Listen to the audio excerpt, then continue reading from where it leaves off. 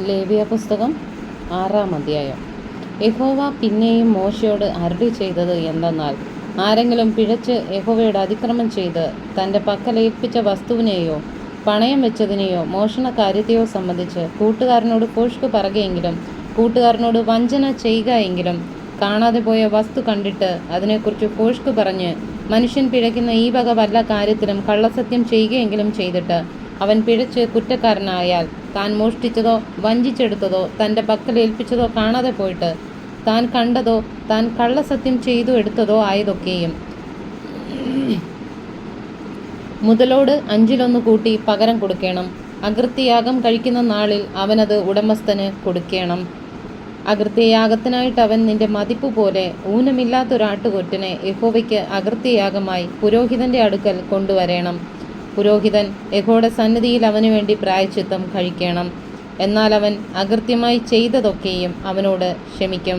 യഹോവ പിന്നെയും മോശയോട് അരുളി ചെയ്തത്, നീ അഹരോനോടും പുത്രന്മാരോടും കൽപ്പിക്കേണ്ടത് എന്തെന്നാൽ, ഹോമയാഗത്തിന് പ്രമാണമാവിത്. ഹോമയാഗം രാത്രി മുഴുവനും ഉഷസ് വരെ യാഗപീഠത്തിന്മേലുള്ള വിറകിന്മേലിരിക്കുകയും യാഗപീഠത്തിലെ തീ അതിനാൽ കത്തിക്കൊണ്ടിരിക്കുകയും വേണം. പുരോഹിതൻ പഞ്ഞിനൂല് കൊണ്ടുള്ള അങ്കി ധരിച്ച്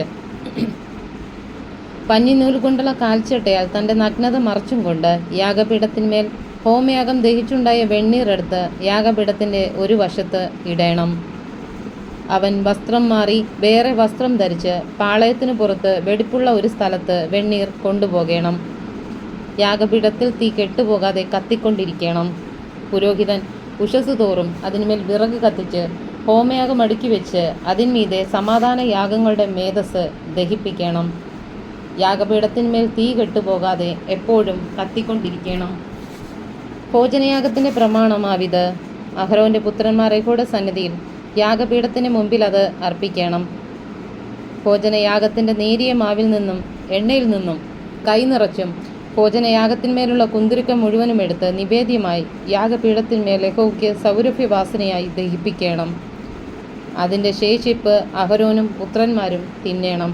ഒരു വിശുദ്ധ സ്ഥലത്ത് വെച്ച് അത് പുളിപ്പില്ലാത്തതായി തിന്നേണം.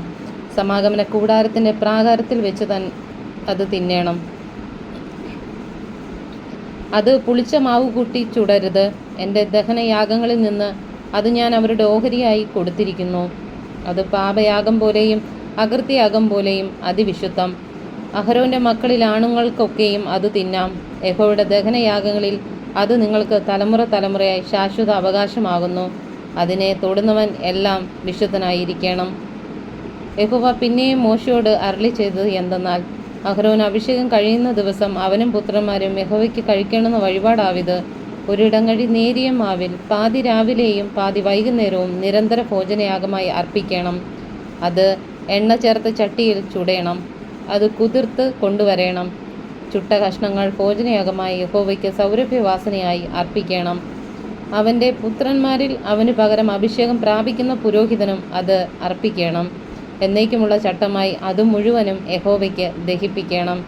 പുരോഹിതൻ്റെ ഭോജനയാഗം മുഴുവനും ദഹിപ്പിക്കണമെന്നും അത് തിന്നരുത്. യഹോവ പിന്നെയും മോശയോട് അരുളി ചെയ്തത്, നീ അഹരോനോടും പുത്രന്മാരോടും പറയേണ്ടത് എന്തെന്നാൽ, പാപയാഗത്തിൻ്റെ പ്രമാണമാവിത്.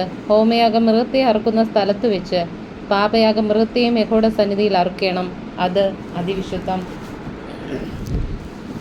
പാപത്തിനു വേണ്ടി അത് അർപ്പിക്കുന്ന പുരോഹിതൻ അത് തിന്നേണം. സമാഗമന കൂടാരത്തിൻ്റെ പ്രാകാരത്തിൽ ഒരു വിശുദ്ധ സ്ഥലത്ത് വെച്ച് അത് തിന്നേണം. അതിൻ്റെ മാംസം തൊടുന്നവനെല്ലാം വിശുദ്ധനായിരിക്കണം. അതിൻ്റെ രക്തം ഒരു വസ്ത്രത്തിൽ തെറിച്ചാൽ അത് വീണത് ഒരു വിശുദ്ധ സ്ഥലത്ത് വെച്ച് കഴുകണം. അത് വേവിച്ച മൺപാത്രം ഉടച്ചു കളയണം. ചെമ്പുകലത്തിൽ വേവിച്ചെങ്കിൽ അത് തേച്ചു മഴക്കി വെള്ളം കൊണ്ട് കഴുകണം. പുരോഹിത കുലത്തിലെ ആണുങ്ങളെയൊക്കെയും അത് തിന്നേണം. അത് അതിവിശുദ്ധം. എന്നാൽ വിശുദ്ധ മന്ദിരത്തിൽ പ്രായശ്ചിത്തം കഴിപ്പാൻ സമാഗമന കൂടാരത്തിനകത്ത് രക്തം കൊണ്ടുവരുന്ന പാപയാഗത്തെ തിന്നരുത്. അത് തീയിലിട്ട് ചുട്ടുകളയണം.